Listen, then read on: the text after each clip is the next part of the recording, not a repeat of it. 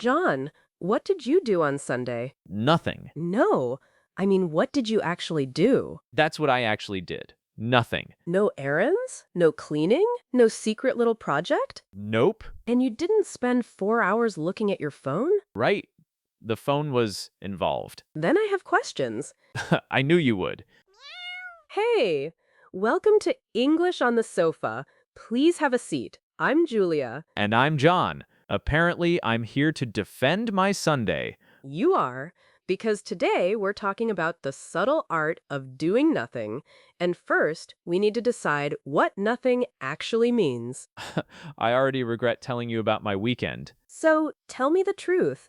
What happened on Sunday? I lay on the sofa, opened my phone for a minute, and suddenly it was nearly lunchtime. That's not nothing. Your thumb was working very hard. Physically, I was completely still. Your body was still. Your mind was moving through messages, videos, headlines, and strangers' breakfast photos.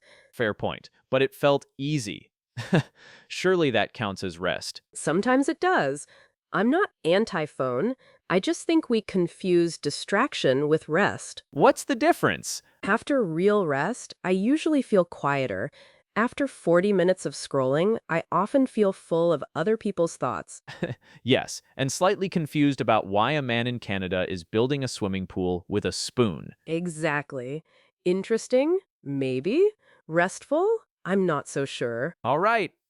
My Sunday may need a new name: The Subtle Art of Lying Down While Consuming Enormous Amounts of Information. Less elegant, but more accurate. But here's what I don't understand. I spend the whole week wanting free time. Then free time arrives, and 5 quiet minutes feel strangely uncomfortable. I know that feeling. A few Sundays ago, I made tea and sat by the window. It was peaceful for about 30 seconds. What happened at second 31? I noticed a cup on the table. I took it to the kitchen, saw a messy drawer, and started reorganizing it. Naturally. An hour later, the drawer looked beautiful, and I was annoyed with myself. Nobody had asked for an organized drawer. I had turned rest into a home improvement project. Do you think you were avoiding something? Maybe. When I sit still, my brain sometimes brings up thoughts I've been too busy to hear. Cleaning gives me a simple problem with a visible result. A drawer is easier than an emotion? Much easier. Socks don't ask difficult questions. So perhaps doing nothing feels uncomfortable because the noise stops, and then we can hear what's already in our heads. Yes, but I don't think every quiet moment has to become deep therapy. Sometimes the first feeling is simply boredom. And we've become terrible at boredom. I also think busyness has become a kind of status. When someone asks how we are, we say busy. We almost say it proudly. Would you ever answer, not very busy actually? I had a slow morning and stared out of the window? I'd worry that I sounded lazy. That's the problem. We treat rest as a reward that only tired people deserve. You finish the work, answer every message, clean the house, exercise, cook something healthy, and then maybe you're allowed to sit down. Which means rest keeps moving further away. Exactly. And when we finally stop, a little voice says, shouldn't you be doing something useful? My little voice has a clipboard. Mine has a color-coded calendar. Very efficient guilt. The strange thing is, we don't treat anything else this way.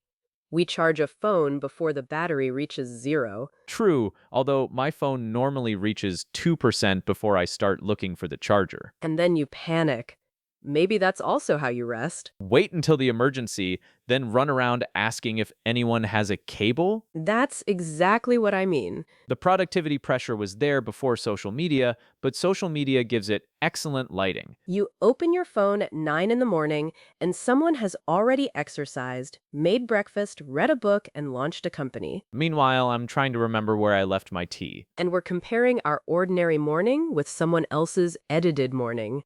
Of course, ours looks less impressive. Even rest looks productive online. There are perfect Sunday routines, perfect baths, and perfect reading corners. You can't simply sit in an old t-shirt. Apparently, you need matching towels, a beautiful candle, and a cup you made yourself in a pottery class. I don't own matching towels. Am I still allowed to relax? I'll allow it this once. Thank you. But seriously, sometimes we don't just experience a peaceful moment. We immediately think about how it would look in a photo. I did that in the park last month. I sat on a bench without my phone, then thought, I should take a picture of this. A picture of yourself not using your phone, taken with your phone. I saw the problem. Did you take it? No. But I spent 2 minutes feeling proud of myself for not taking it, which is probably just as bad. Maybe not bad, just very human. The same pressure follows us into hobbies. You bake one nice cake, and somebody asks if you're starting a business. You take a good photograph, and suddenly you need an account, a posting schedule, and a personal brand. I started painting a few years ago. I wasn't good at it, but I loved it. Past tense. What happened? I started watching tutorials. Then I bought better materials. Then I decided every painting needed to show progress. It slowly stopped feeling like play. Did you stop painting? For a while. Now I sometimes paint something terrible on purpose. That sounds strangely freeing. It is. Nobody sees it. I don't photograph it. It doesn't need to improve me. I like that. A hobby doesn't have to become a side business or a journey of personal development. Sometimes you can read a book, enjoy it, close it, and never make a list of the 10 lessons it taught you. A shocking lack of measurable results. And yet, somehow, life continues. So doing nothing may also mean doing something that produces nothing. No money, no content, no impressive result. Yes, enjoyment can be the whole point. Let me challenge that. If I ignore an important email and watch the clouds for 3 hours, am I resting or avoiding my life? How long have you ignored the email? In this completely imaginary situation, Of course. 3 weeks. Then I think the clouds are innocent, but you are avoiding the email. I was afraid you'd say that. Rest and avoidance can look similar from the outside. The difference is what happens afterwards. Rest usually gives you a little more space to return to your life. Avoidance makes the task feel bigger every time you remember it. Exactly. But turning rest into another test isn't helpful either. You don't need to ask, am I resting correctly? Is this the most effective kind of rest? No spreadsheet? Absolutely no spreadsheet. It would have excellent empty cells. Send the email, John. Tell me about that park bench. What happened after you decided not to take the photo? At first, not much. That was the difficult part. I wanted to check the time, the news, my messages, anything. How long did that feeling last? Maybe 3 minutes. Then I noticed an older man feeding birds. A child was trying to catch a falling leaf. And a dog seemed deeply offended by a statue. That already sounds better than most of my notifications. It was. Nothing important happened, but the 15 minutes felt surprisingly long. Long in a bad way? No, full. When I scroll for 15 minutes, the time disappears. On that bench, I actually experienced it. I love that difference. The time passed, but it didn't vanish. And I didn't come home as a new person. I didn't have a brilliant idea. I just felt less crowded inside. Maybe that's why doing nothing is subtle. There isn't always a dramatic result. Which makes it difficult to post online. And we're back to social media. Should we try a tiny version now? How tiny. About 20 seconds. I don't think either of us is ready for 3 hours. Speak for yourself. I've trained all Sunday. If you're listening somewhere safe, put your phone down or turn it face down. If you're driving or doing something that needs your attention, just keep listening and try this later. Let your shoulders drop.